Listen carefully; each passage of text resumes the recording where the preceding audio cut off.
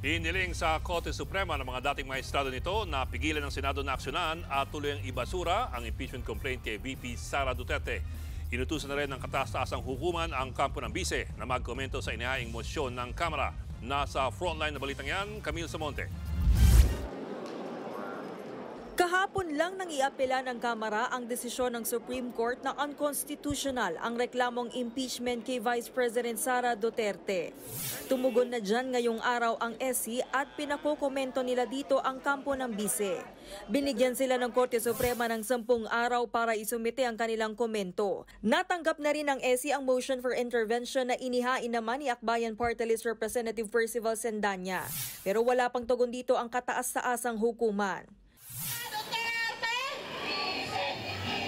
Kasabay niyan, kinalampag kaninang umaga ng iba't ibang grupo ang harapan ng SC para ipanawagang ituloy ang paglilitis kay VP Sara. Ayon kay Kiko Aquino din ng Tindig Pilipinas at pamangkin na dating Pangulong Noynoy Aquino, mawawalan ng pagkakataong mapanagot ang mga tiwaling leader kung hindi matuloy ang impeachment trial. Hindi pwedeng mawala yung proseso ng impeachment, otherwise maulit po nangyari nung panahon ng diktadura na yung mga matataas na opisyal wala talagang salbabida yung taong bayan kung sila yung mga abuso. Nagsanib puwersa naman ang Isang Bayan Coalition na binubuo ng ilang retiradong mahistrado ng Korte Suprema, mga eksperto sa batas at ilang religious at pro-democratic groups para maghain ng consolidated motion for reconsideration at intervention.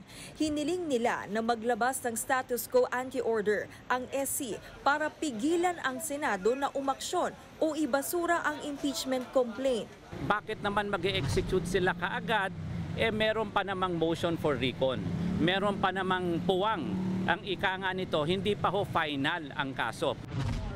Suportado naman yan ng ilang kongresista. Sana wag magmadali masyado yung Senado kasi para silang babiyahe ng jeep, hindi pa puno, gusto nila umarangkada. At pag umarangkada sila, ang mangyayari, ang may iwan, yung katotohanan, pananagutan at yung katarungan. If the impeachment case is dismissed, then we have practically it's to the country's loss. Never natin malalaman at never masasagot ang mga katanungan matagal na nating hinihingi.